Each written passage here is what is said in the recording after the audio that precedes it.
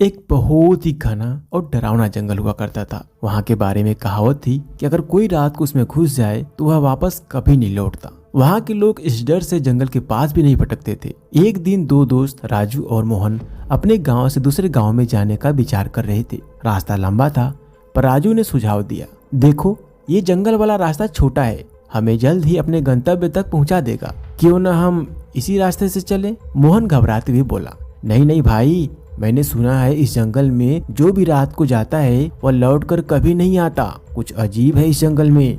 हम भले ही लंबा रास्ता लें लेकिन सुरक्षित रहेंगे। राजू हंसकर बोला, अरे ये सब अफवाहें हैं, डर मत। ये जंगल के भूत प्रेत की कहानियां बस डराने के लिए बनाई गई हैं। जल्दी निकलेंगे तो रात होने से पहले ही बाहर भी आ जाएंगे। मोहन मन ही मन डर रहा था, पर उसने राजू के कहने पर हाँ कर दी। दोनों जंगल के घने रास्ते में आगे बढ़ने लगे। जैसे ही वे जंगल के गहरे हिस्से में पहुंचे, अचानक एक अजीब सी सरसराहट उन्हें सुनाई दी। तभी पेड़ों के बीचों बीच से एक बड़े आकार का भूतिया सांप निकलकर सामने आ गया। उसकी लंबी पूंछ और फन फैलाए वह उन्हें ही घूर रहा था।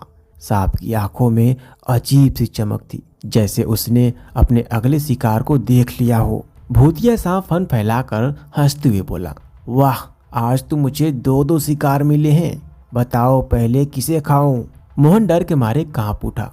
उसने राजू की तरफ देखते हुए कहा, अरे मुझे छोड़ दो, मैं इसके कहने पर जंगल में आया हूँ, इसे खा लो, मैं घर लौटना चाहता हूँ, मुझे छोड़ दो। राजू ने मोहन की बात सुनी और घबरा गया। उसने भी सांप के सामने गिड़गिड़ाते हुए कहा, भाई मुझे छोड़ दो, मैं गलती कर बैठा, यहाँ नहीं आना चाहिए था मुझे। सांप दोनों को अपनी लंबी पूंछ में लपेटते हुए बोला, अब पछताने से कुछ नहीं होगा, तुम दोनों मेरी भूख का शिकार बन चुके हो, अब तुम्हें कोई भी नहीं बचा सकता। उसके बाद जंगल से केवल उनकी चीखों की गूंज सुनाई दी और वे दोनों कभी भी लौटकर वापस नहीं आ सके। कुछ समय बाद गांव में मोहन नाम का एक युवक रहता था। वह एक साधारण किसान था। इसका जीवन अपनी माँ के साथ गुजरता था। एक दिन वह जल्दी जल्दी लकड़ियाँ काटने के लिए उसी जंगल की ओर निकला। जंगल पहुंचते ही वह लकड़ियां काटने में इतना मशगूल हो गया, कब शाम हो गया उसे पता ही नहीं चला। जब सूरज ढलने लगा तो उसे होश आया कि अब समय बहुत हो गया है। वह जल्दी जल्दी वहां से निकलने लगता है।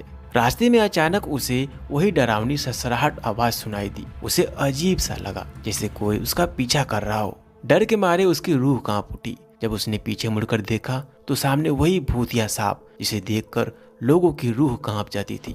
सांप की बड़ी बड़ी चमकीली आंखें और विशाल काय फन देखकर सोहन हक्का बक्का रह गया। सांप हंसते हुए बोला, मैं बहुत भूखा हूँ, आज तो तुम मेरे पेट में जाओगे। सोहन ने कांपते हुए डर और ममता से भरी आवाज में कहा, मुझे मत खाओ, मेरी माँ मेरा इंतजार कर रही है, मैं उसकी इकलौता संतान हूँ। अगर तुम मुझे जाने दोगे तो मैं कल खुद तुम्हारे सामने आ जाऊंगा, बस एक दिन मुझे छोड़ दो। भूतिया सांप ने उसकी बात सुनते ही हंसते हुए बोला, तुम्हारी बातों पर कैसे यकीन कर लूं? यहाँ से जाने के बाद कोई भी लौट कर नहीं आता, मुझे तुम पर भरोसा नहीं है। सोहन ने सांप से मिन्नतें करते हुए कहा, मैं सच कहता हूँ, तुम्हारे सामने आज झूठ नहीं बोलूंगा। मेरी माँ बीमार है, मैं उनके लिए दवाइयाँ लाने के लिए मेहनत करता हूँ। कल मैं वापस आऊँगा, बस मुझे आज जाने दो, ताकि मैं माँ के लिए दवाइयाँ खरीद कर माँ को दे सकूं। सांप उसकी बात सुनकर सोच में पड़ गया। सांप ने गहरी सांस लेते हुए कहा, ठीक है, मैं तुम पर भरोसा कर रहा हूँ, लेकिन याद रखना, कल तुमसे मुलाकात होगी और तुम कल बिना बुलाए यहाँ आ जाओगे मेरी भूख मिटाने के लिए। सोहन ने सांप का धन्यवाद किया और तेजी से घर की ओर भागा। घर पहुँचते ही माँ ने उसकी हालत देखी और पूछा, बेटा क्या हुआ? तू ऐसा क्यों लग रहा है कि कहीं तू डर गया है? कहीं जंगल में कुछ हुआ है क्या? सोहन ने कांपते हुए अपनी माँ को पूरी बात बता दी। उसकी माँ फूट फूट कर रोने लगी और बोली, तू क्यों गया जंगल में और तूने उससे वादा क्यों किया? सोहन ने अपनी माँ को गले लगाते हुए कहा, माँ तुम ही तो कहती हो कि इंसान को अपने वादों का मान रखना चाहिए। मैं एक सच्चा बेटा हूँ, वादा तो निभाना ही पड़ेगा। अगले दिन सुबह सुबह सोहन जंगल की ओर बढ़ने लगा। उसका मन कांप रहा था, पर वादा भी तो निभाना था। वह सांप के सामने जा पहुंचा। सांप ने उसे देखकर मुस्कुराते हुए कहा, वाह, तुम तो सच्चे इंसान निकले, तुम वापस आ गए। सोहन ने कांपती हुई आवाज में कहा, मैंने आपसे वादा किया था, मैं जानता हूँ यह मेरी आखिरी मुलाकात है, अब मैं तैयार हूँ, आप मुझे खा सकते हो। सांप उसकी सच्चाई और माँ के प्रति प्रेम को देखकर बहुत प्रसन्न हुआ। उसने कहा, तुम्हारे अंदर अपने वादों का मान है और तुमने अपनी वादा निभाया है। ऐसे बेटे को मैं कैसे खा सकता हूँ? जाओ, मैं तुम्हें जीवन दान देता हूँ।